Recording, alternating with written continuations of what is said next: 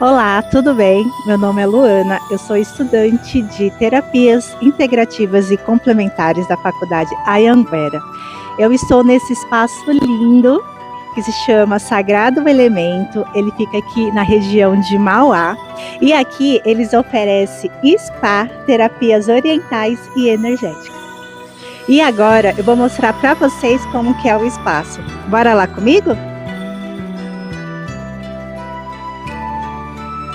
Bom, cheguei nesse espaço super diferente, é uma decoração bem exótica, né? É bem acolhedora, cada detalhes complementa um no outro, que traz essa sensação de conforto, de acolhimento, né? Estamos aqui com o Vitor. Prazer, Vitor. Você poderia responder algumas perguntinhas? Com certeza. Qual que é a sua função aqui dentro do espaço? Então, eu sou o fundador e eu trabalho tanto ministrando os cursos quanto realizando as terapias, né? Então, trabalho com a massagem, com a acupuntura, com a parte do spa facial. Então, toda essa parte eu que faço. Bacana. E o que diferencia a clínica de um spa? Bom, a clínica, geralmente a gente vai por um período de tempo, cerca de mais ou menos 1 hora, fazemos ali um procedimento, e no spa não, é quase que como um retiro, é um momento para você, em que você pode passar algumas horas, tendo ali uma qualidade de descanso diferente da que você teria em casa. Então, por exemplo, quando você tem um tempo, né, você calcula o que você pode fazer naquele tempo, né? Então, se você vai sair para comer, você tem a opção de um fast food, que é o que cabe no seu tempo, e tem a opção de você ir no restaurante, com poltrona, e você ficar ali algumas horas com seus amigos, né? Então, quando a gente investe no nosso descanso, no nosso lazer, a gente faz esse peso de quanto tempo eu tenho. E a clínica, geralmente, é esse momento um pouco mais rápido para a gente fazer uma massagem, para a gente ter aquele cuidado, né? Assim, um pouco de tempo. Já um spa, a gente consegue ficar mais tempo nele, porque você consegue fazer um banho de banheira, um escalda-pés, uma massagem facial, vai além somente da massagem. Fora que a gente também pode trabalhar com outras coisas, né? Então no spa a gente também faz a parte energética, a gente pode receber um tempo de cromoterapia, né? Uma hidratação mais profunda. Você tem mais tempo para cada procedimento que você quer fazer. E nós temos vários tipos de clínica, por exemplo, clínica de fisioterapia, clínica de acupuntura. A pessoa ela traz ali um problema, como por exemplo, uma dor no joelho. E a pessoa ela vai fazer de repente 10 sessões, porque o ortopedista de repente recomendou. Então a cada sessão ela precisa pontuar quanto ela tem, né, está apresentando de dor, e na sessão seguinte, o quanto ela melhorou. Então, por exemplo, se a pessoa chega com uma dor de joelho, ela vai falar, bom, o grau de incômodo de 0 a 10 é 8. Aí numa outra sessão você pergunta, e hoje, 0 a 10, qual é o grau de dor do seu joelho? Ela vai falar 6. Então a gente tem que ir fazendo esse acompanhamento da evolução do cliente. No caso de um spa, não necessariamente a pessoa ela vai trazer um problema, uma dor. Ela simplesmente quer um lugar para poder descansar, ter o seu lazer e sentir mais o prazer do que a melhora. Então, não necessariamente a gente vai fazer uma massagem também que pode provocar dor na pessoa, como uma liberação miofascial. Geralmente a gente trabalha mais com a massagem relaxante, ou com o shiatsu, ou de repente com uma drenagem, que é algo que vai trazer mais bem-estar para a pessoa do que necessariamente apresentar uma evolução em algum quadro. Quais procedimentos que você realiza aqui no espaço? Então, como eu já estou aqui há basicamente 10 anos e já trabalhava em outros lugares antes, conforme a gente vai se capacitando profissionalmente, a gente vai abrindo muito o nosso leque. Então, eu posso realizar vários procedimentos dentro da massoterapia, como os diferentes tipos de massagem, dentro da medicina chinesa, a acupuntura, as ventosas, moxa, tem a parte estética, como eu falei, a estética facial oriental, tem as psicoterapias, como a psicanálise, a hipnose, mas hoje, né, eu estou focando um pouco mais na parte de medicina chinesa, a ministrar os cursos e fazer a parte do spa facial. E aí a gente tem outras profissionais que trabalham, né, com outras técnicas também, que já estão abraçando mais a parte da massoterapia, da estética corporal, massagem modeladora. Então eu estou mais focado nisso, porém eu estou capacitando outras pessoas para também trabalhar com outras áreas. Quais os cuidados que você toma no ambiente? Bom, o cuidado com o ambiente é muito importante, né? Porque a massagem em si, ela é uma comunicação não verbal. Então a gente precisa se comunicar com a pessoa sem falar nada. Então, além do toque, a gente precisa que o ambiente esteja adequado para a pessoa se sentir segura. Então, a iluminação é muito importante. Então, a gente precisa ter, sim, a luz branca, porque alguns procedimentos, como por exemplo a limpeza de pele, requerem uma iluminação boa. Porém, a gente também precisa de uma iluminação mais calma, mais tranquila, né, uma cromoterapia na sala, para que a gente consiga, através das cores, incentivar ali o próprio organismo da pessoa a funcionar melhor. Fora também toda a parte sonora. Se você está num lugar em que tem uma vizinhança um pouco barulhenta, é importante que você tenha ali umas janelas e portas que fechem bem, que não deixem o som entrar tanto, e a gente controla isso também com uma música. Então a gente coloca uma música de fundo, que é geralmente uma música mais oriental, uma música mais instrumental, que remeta à natureza, som de pássaro, de água, tudo isso para chamar a atenção da pessoa para a música e ela não se concentrar no barulho, de repente, que pode vir de fora. Quando a pessoa ela vem para um spa, ela quer praticamente sair daquela realidade cotidiana que ela está. Então a experiência tem que ser o mais imersiva possível. Então o ambiente ele tem que transmitir segurança para a pessoa, conforto, e com isso a aromaterapia também é uma grande aliada. Seja em forma de aromatizador, seja em forma de sprays, ou até mesmo durante uma massagem ou reiki, você usar óleos essenciais, óleos que contenham ali, né, nas suas propriedades, coisas que também podem estimular ou acalmar a pessoa. E quanto mais sensações a pessoa tiver fora aquele do dia a dia, então você estimular o olfato, a visão, a audição, o tato, tudo isso faz com que a pessoa tenha presença e ela consiga vivenciar aquilo de forma mais profunda. E ela sai daqueles pensamentos do dia a dia e ela vem para o momento terapêutico. A temperatura, a gente pode até usar aquecedores de ambiente, se estiver dentro das condições da pessoa, utilizar assim um ar-condicionado, né? Enfim, isso tudo, né, a gente fala que é de acordo com que o aluno ele consegue adequar ali para a sala dele. No mais, a gente pode utilizar terapias como manta térmica, pedras quentes, tudo isso vai ajudar a controlar a temperatura da pessoa e assim ela também consiga alcançar esse conforto. E aqui a gente teve muita sorte porque a vizinhança é muito tranquila, né? Aqui não tem um trânsito intenso de caminhões, né? Ou um trânsito intenso de ônibus, carros de som. Então aqui o ambiente já é silencioso por conta da localização. E aqui também a gente tem em todas as salas o controle de temperatura, o controle de cromoterapia, tem a aromatização de ambiente, né? Então tudo isso para um maior conforto. Como é a recepção dos clientes quando chega no seu espaço? Bom, quando o cliente chega, ele já percebe que a energia é outra, né? Então ele percebe o feeling, percebe o lugar, ele já vai sentindo ali o aroma, ele já vai ouvindo a música. Então ele já vai vindo pro presente, ele já vai se desligando da rua e a gente pede que ele faça isso, sabe? De certa forma. A gente fala para ele desligar o celular, para ele preenchendo a ficha da anamnese enquanto ele vai tomando um chá. Ele vai descansando antes, né, da sessão. Porque também se a pessoa chega muito agitada, né, então ela só chegou o corpo, né, e a gente então tem que acolher a pessoa para que a mente também chegue junto. É realizado algum tipo de procedimento antes do atendimento? Antes do atendimento, é importante que a pessoa ela não esteja completamente em jejum, mas também não esteja com a barriga muito cheia, né, então ela precisa ter realizado uma refeição, de preferência mais leve, a 1 hora pelo menos antes da sessão. No caso, para um maior relaxamento, né, para um maior conforto, para a pessoa se sentir confortável, né, durante a sessão, se ela puder ir para casa, tomar um banho, né, ela também já fazer essa parte dela de desligar um pouco do trabalho, né, ela cuidar dela mesma, né, então é interessante. Porém, não é o que acontece, né, na maioria das vezes, porque a realidade da gente que está aqui em São Paulo é muito corrido mesmo. Então, sim, as pessoas não têm problema nenhum se elas vierem logo em seguida do trabalho. E é até bom, porque ela também já faz ali um tratamento, ela já sai um pouco, né, de dentro do trabalho e vai para casa mais amorosa com a família, né? Então ela já chega mais inteira para o seu ambiente familiar, assim, vivendo o que a família pede, né? O que o relacionamento pede, né?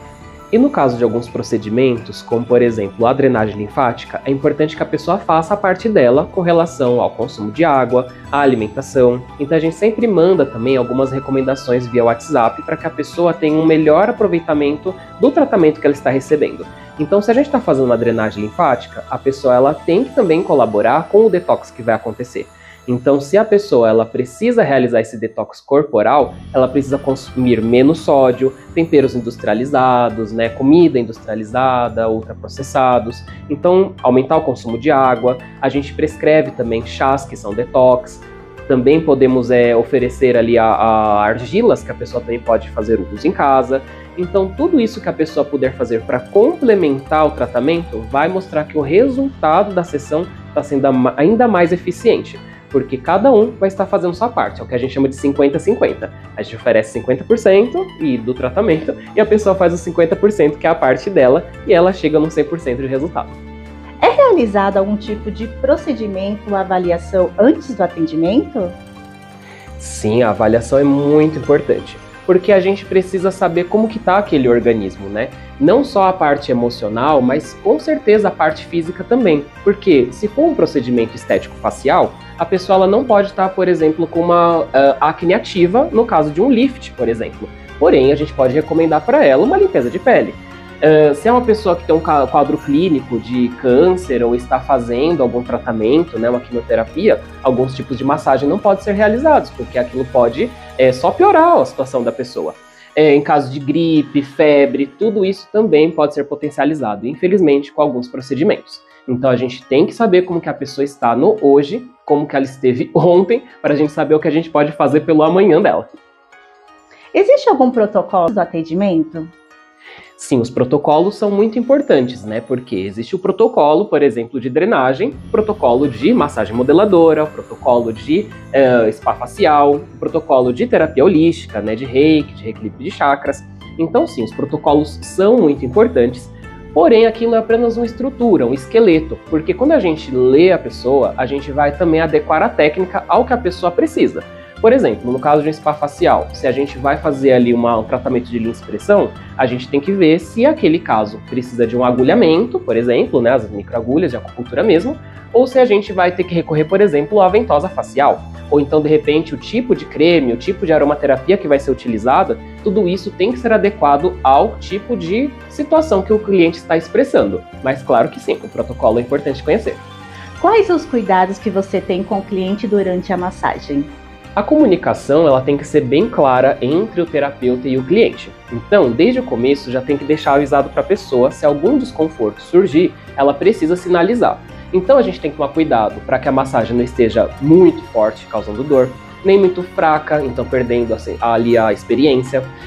Tomar cuidado para a manta térmica ou a pedra quente não estiver quente demais a ponto de queimar a pessoa. Ou de repente, né, a pessoa sentir frio, você percebe que ela fica arrepiada, então você de repente trazer uma cobertinha, algo do gênero. Então são cuidados que a gente precisa estar sempre em alerta, observando, porém tem que ter um combinado antes, de caso a pessoa precise de alguma coisa, ela pode falar.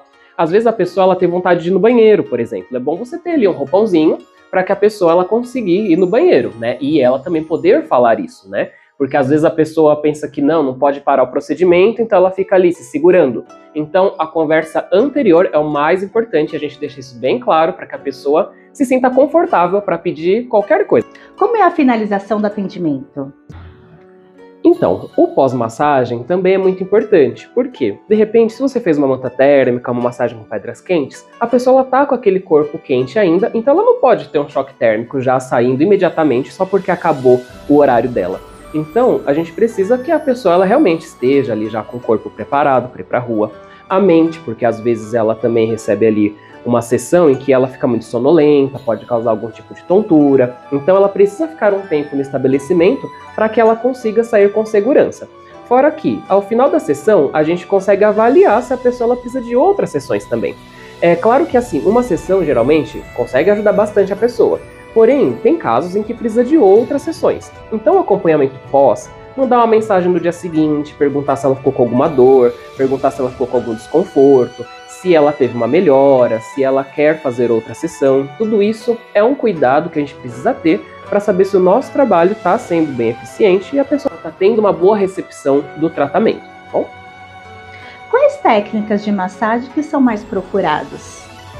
Bom, temos vários tipos de público, né? Então, se a pessoa está procurando um tratamento de dor, geralmente nós oferecemos a acupuntura, a moxa, algum tratamento como a liberação miofascial, shiatsu, coisas que vão tratar ali especificamente, né, a dor e claro que focando também em encontrar a raiz daquilo, seja uma causa emocional ou algo ergonômico, né?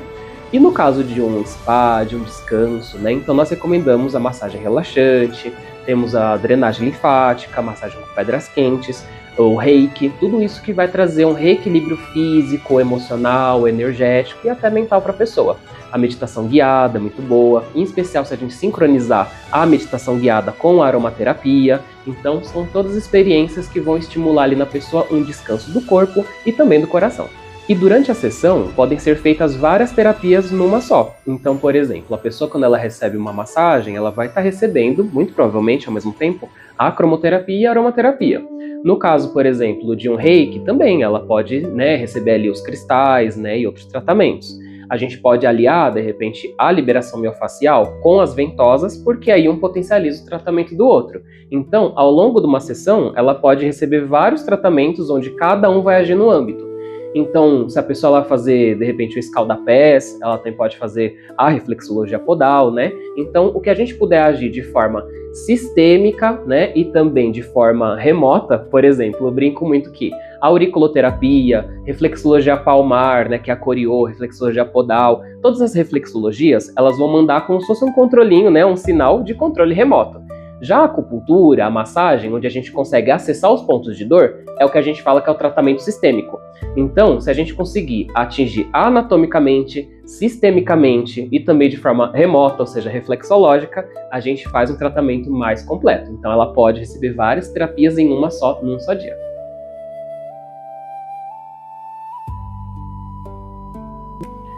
Olha, sendo bem sincero mesmo, o problema é as pessoas não entenderem o que você está oferecendo. Infelizmente ainda existe muito preconceito e muitos pré-julgamentos do que é o nosso trabalho. Quando a gente fala, por exemplo, de terapia holística, como reiki, reequilíbrio energético, as pessoas que têm uma intolerância, por exemplo, religiosa, acham que a gente está oferecendo um serviço religioso. E da mesma forma que quando a gente fala que trabalha com massagem relaxante, enfim, liberação miofascial, spa, o descanso, lazer e até a palavra prazer, infelizmente algumas pessoas também vêm com uma certa má intenção no quesito sexual. Então, a gente precisa saber se posicionar profissionalmente para que a gente consiga não destratar essas pessoas, que são seres humanos, mas saber explicar o que é o nosso trabalho de fato. Então a gente está trabalhando com humanos, está mexendo no corpo da outra pessoa, porém a gente precisa deixar bem claro o que a gente está fazendo. E as pessoas às vezes mesmo assim confundem ou discriminam ou levam para outro lado. Vitor, para encerrarmos nossa entrevista, qual conselho você daria para mim que estou iniciando essa área de saúde? Bom, eu vou te falar algo que eu ouvi do meu mestre,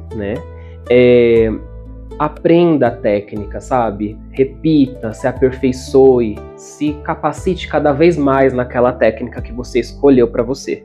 Domine essa técnica e depois disso esqueça a técnica. Porque, independente da técnica que você for trabalhar, trabalhe com ela verdadeiramente. Sinta em você, perceba como ela está agindo em você. Se apaixone pela técnica, porque você não vai conseguir oferecer para o outro aquilo que você não está acreditando.